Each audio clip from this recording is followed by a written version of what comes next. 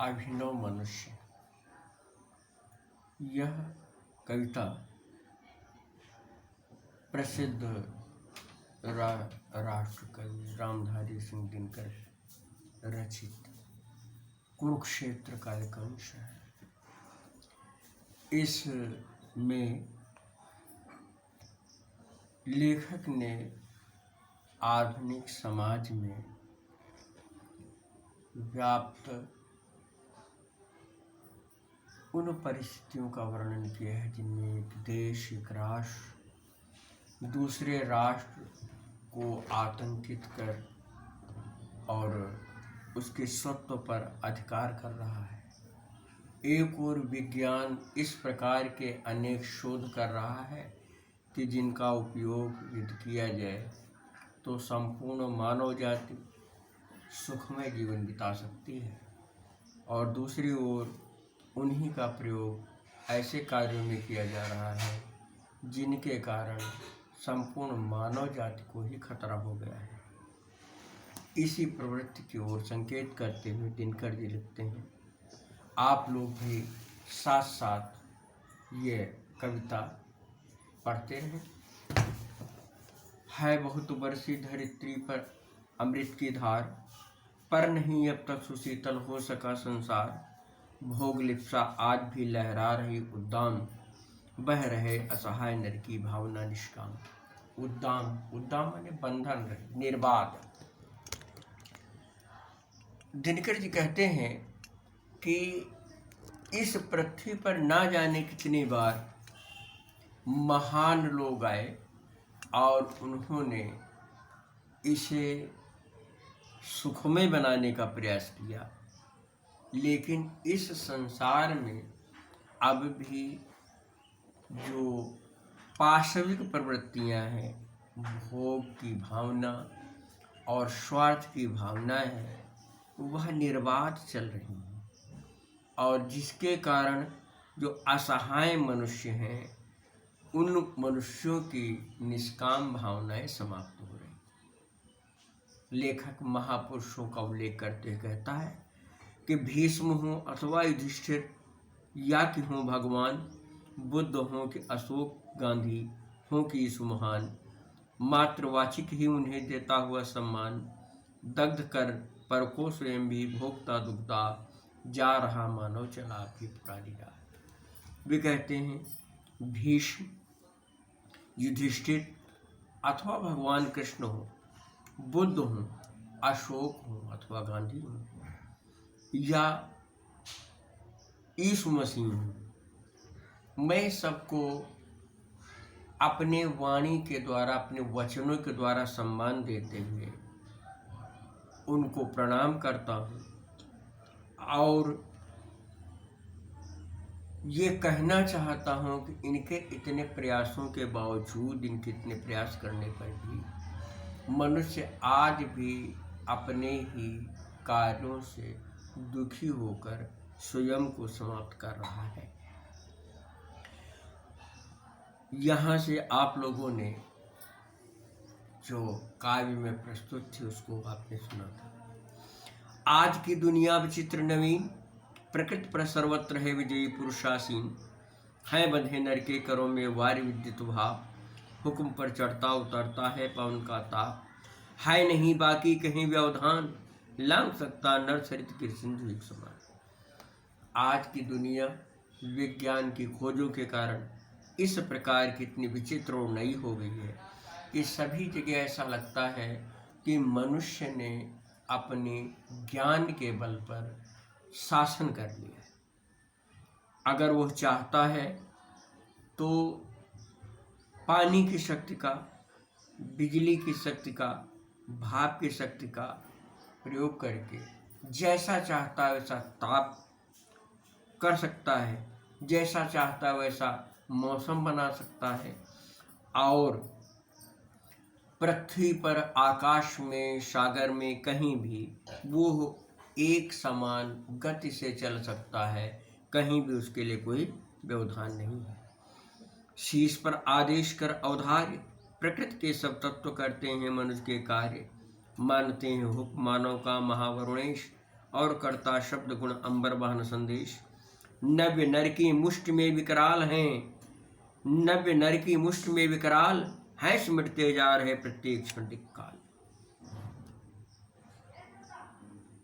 मनुष्य के सभी कार्यों को जैसे प्रकृति अपने आदेश सुनते ही उसको मानने को तत्पर है। सिर माथे चढ़ाना आपका आदेश सिर माथे पर एक मुहावरा है, उसी का भाव ग्रहण किया गया। प्रकृति में जिन देवताओं की हमने कल्पना की है कि जल के देवता वरुण हैं, तो बताता है कि आज वरुण देवता और दूसरे कुल जितने भी देवता हैं वे मनुष्य की बात को मानते हैं। यानी वरुण देवता सागर के द्वारा हमारे यानों के एक ओर से दूसरी ओर ले जाने में हमारा सहयोग करते हैं। वहीं आकाश हमारे शब्दों को, हमारी बातों को एक जगह से दूसरी जगह पहुंचा रहा है। अब यहाँ पर मैं बताना चाहूँगा कि यहाँ पर लेखक का संकेत आकाशवाणी से, हमने रेडियो के लिए एक नया शब्द इस्तेमाल किया था, आकाशवाणी। इस प्रकार सब कुछ मनुष्य के मुट्ठी में सिमट कर रह गए। मुट्ठी में होना, अपने अधिकार में होना एक मुहावरा है। सभी दिशाएं और समय जैसे सिमट कर रह गए। यह मनुष्य जिसका गगन में जा रहा है यान, कांपते जिसके करों को देखकर परमाणु, खोलकर अपना हृदय गिर सिंधु भू आकाश, है सुना जिसको चुके निज को हितम इतिहास।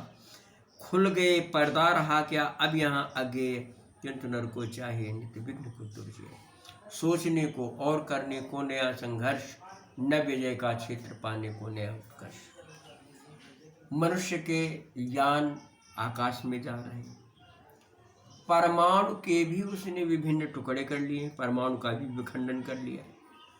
आकाश, पर्वत, पृथ्वी, समुद्र, इन सब के रहस्यों को उसने अपने ज्ञान के बल पर जान लिया है।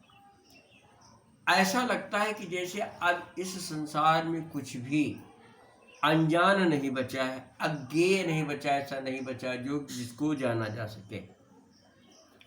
किंतु मनुष्य की एक इच्छा होती है कि सदैव कुछ नया करना चाहता है, इसलिए उस संघर्षशीलता के कारण वो नए नए क्षेत्र खोजता रहता है।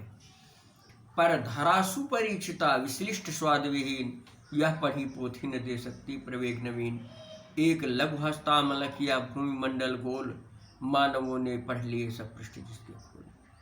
ये धरती भली प्रकार से परीक्षित उसी प्रकार की है जैसे एक किताब को पढ़ लिया जाए तो बार बार उस किताब को पढ़ने से वह आनंद नहीं आता। उसी प्रकार इस पृथ्वी को भली प्रकार जान लेने के बाद अब इसमें कोई जानकारी करना शेष नहीं बचा है। यह पृथ्वी यानी पृथ्वी के जितने भी क्षेत्र हैं वो एक पुरानी पढ़ी हुई किताब की तरह है, इसलिए अब कोई नवीन संदेश, नवीन उत्साह, नवीन संचार नहीं कर सकती। यह लघु ग्रह भूमि मंडल व्योम या संकीर्ण, चाहिए नर को कुछ और जग पर विस्तीर्ण। यह मनुज ब्रह्मांड का सबसे सुरम्य प्रकाश, कुछ छिपा सकते निश्चय भूमि या आकाश। यह मनुज जिसकी शिखा उद्दाम कर रहे, जिसको चराचर भक्ति प्रणाम। ये पृथ्वी छोटा सा ग्रह है। यह आकाश और पृथ्वी के बीच का जो अंतरिक्ष है ये बहुत सकरा सा हो गया है, अर्थात इसका सब कुछ मनुष्य ने जान लिया है। उसको और विस्तारित क्षेत्र चाहिए। यह मनुष्य जिस ब्रह्मांड का श्रेष्ठतम प्रकाश है, इस जो अपनी प्रज्ञा के बल पर इस संसार का सर्वश्रेष्ठ प्राणी अपने को सिद्ध कर चुका है, जिसको सभी चर और अचर यानी सजीव और निर्जीव प्रणाम कर रहे हैं। यह मनुष्य जो सृष्टि का श्रृंगार, ज्ञान का विज्ञान का आलोक का आगार, व्योम से पाताल तक सब कुछ खींचे है गे, पर न यह परिचय मनुष्य का, यह न उसका श्रेय। वो ज्ञान और विज्ञान का सब कुछ, ज्ञान और विज्ञान के बल पर उसने सब कुछ जान लिया है, और इस संसार का जैसे वो श्रृंगार के समान है, किंतु यह परिचय मनुष्य का पर्याप्त नहीं। मतलब इतना सब होने के बाद भी वह प्रशंसनीय नहीं है, जिसके लिए उसकी प्रशंसा की जाए, ऐसा नहीं है। श्रेय उसका बुद्धि पर चैतन्य उर की जीत, श्रेय मानव की असीमित मानवों से प्रीत, एक नर से दूसरे के बीच का व्यवधान तोड़ दे जो बस वही ज्ञानी वही विद्वान, और मानव भी वही। उसका श्रेय तब होगा जब वो भावनात्मक रूप से संपूर्ण पृथ्वी के अन्य प्राणियों और मानव मात्र के साथ जुड़ेगा। अगर ऐसा नहीं कर सकता है तो उसका श्रेष्ठत्व बेकार है। श्रेय मानव की असीमित मानवों से प्रिय। मनुष्य का श्रेय इसी में है कि जो असीमित अनगिनत मनुष्य हैं, जिनको हम जानते हैं अथवा नहीं जानते हैं, उन सब से प्रेम करें। यदि मनुष्य के बीच जो विरोधाभास है, जो द्वेष की भावना है, इसको कोई, इस व्यवधान को, इस रुकावट को कोई समाप्त कर दे, तो वही सबसे बड़ा ज्ञानी और विद्वान है, और मानव भी वही, और वही श्रेष्ठ मानव। अब जो पंक्तियां हैं यही पद्यांश है जो आपने लिखा है।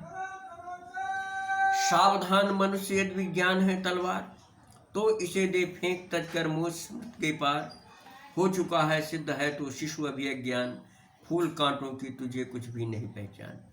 खेल सकता तू नहीं ले हाथ में तलवार, काट लेगा अंग तीखी है बड़ी है धार। हे मनुष्य, अगर तू ये समझ रहा है कि ये विज्ञान तलवार की तरह है, ये विज्ञान है तलवार, विज्ञान को तलवार के रूपक में प्रस्तुत किया गया है, तो इसे दे फेंक तजकर मोह स्मृति के पार। तो इसे मोह त्याग कर अपनी याददाश्त से दूर फेंक दे, अर्थात इसके विषय में फिर विचार करना ही सोचे। यानी यदि विज्ञान का प्रयोग तलवार की तरह ही कर सकते हो, तो इस विज्ञान का प्रयोग करना व्यर्थ है, क्योंकि अब तक के विभिन्न प्रकार के प्रयोगों शोधों से सिद्ध हो चुका है, मनुष्य के विभिन्न कार्यों से पता चल चुका है कि मनुष्य ने जो विज्ञान के शोधों के प्रयोग किए हैं, विज्ञान के जो आविष्कारों के प्रयोग किए हैं, वह प्रयोग खुद मानवता को ही कलंकित और समाप्त कर चुके हैं। इससे पता चल चुका है कि तुझे अच्छाई और बुराई, फूल और कांटों की पहचान नहीं है, अर्थात उचित और अनुचित का ज्ञान नहीं है।